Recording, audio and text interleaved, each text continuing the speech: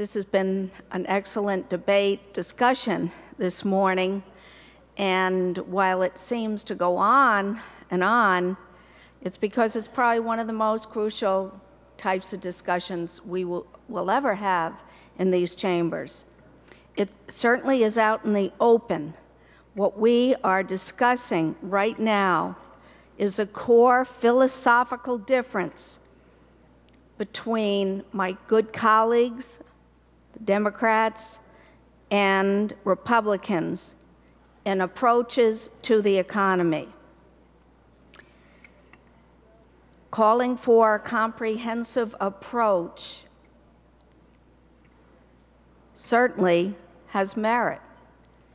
And I wouldn't want anyone to think we're going to drop that ball. But it is not immediately at hand. And we have to do something immediate. The last time we did a comprehensive approach, it had to be revenue neutral. Well, it turned out not to be revenue neutral. It brought more money in, and then we saw more businesses close their doors, more people lose their jobs, and as a result, it had the opposite effect. We're seeing less revenues come into the state. So no, we don't want a comprehensive solution that is going to be repetitious of the past. It will have to be new, and it will have to be innovative, and there will have to be appropriate cost savings in the budget. We can't save the budget, no pun intended, at all costs. Michigan enjoyed, as you remember, the highest and most robust economy during the 1990s.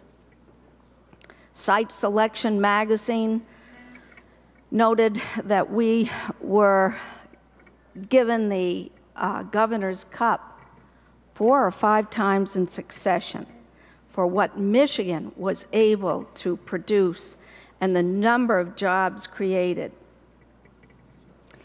I have to say that my good friend, the senator from Huntington Woods, got one thing correct. The tanking of manufacturing, in particular our domestic Michigan auto industry, led to what, in large part, we face today in Michigan. We became the first state to suffer a recession. But also, on the heels of that came 9/11 and its impact. Then the collapse of the banking industry and the housing bubble, and on and on. We've been living through that. The history of stimulating an economy through tax relief is well known, and there's extensive documentation of it. We look to Kennedy administration and the Reagan administration for 2 examples. And even our new president, President Obama, and his administration is recognizing the need for tax relief. Perhaps it does not go far enough, but there is a recognition. You're right, and absolutely right, to say when you endorse Senate Bill number 1 to remove the surcharge, show us also responsibly how we can still retain government's essential services, and I mean essential services. Here are some recommendations. Freeze spending in this state and hiring. Cut programs that, after evaluation, show they are not producing. The federal stimulus package that we are hopeful to receive, devote a good portion to helping our job providers through tax relief. And I want to thank my very good friend from Macomb County, who has been one of the first to recognize that we need to responsibly cap the film refundable giveaways now at $99 million to one industry, and it's expected to go to twice that next year. So I want to thank you. I want you to know we're going to work together. We'll continue this working together.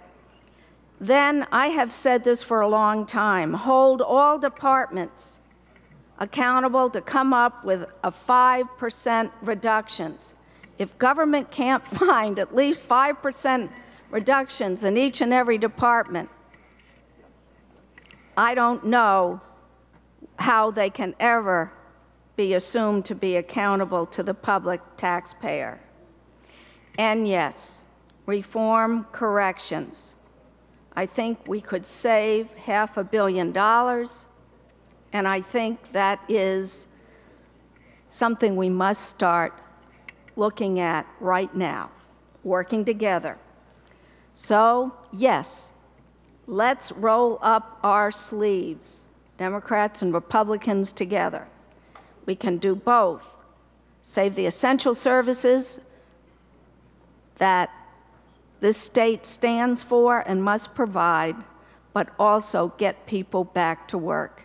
This will immediately retain and save jobs. Yes, we can build a bridge to hope.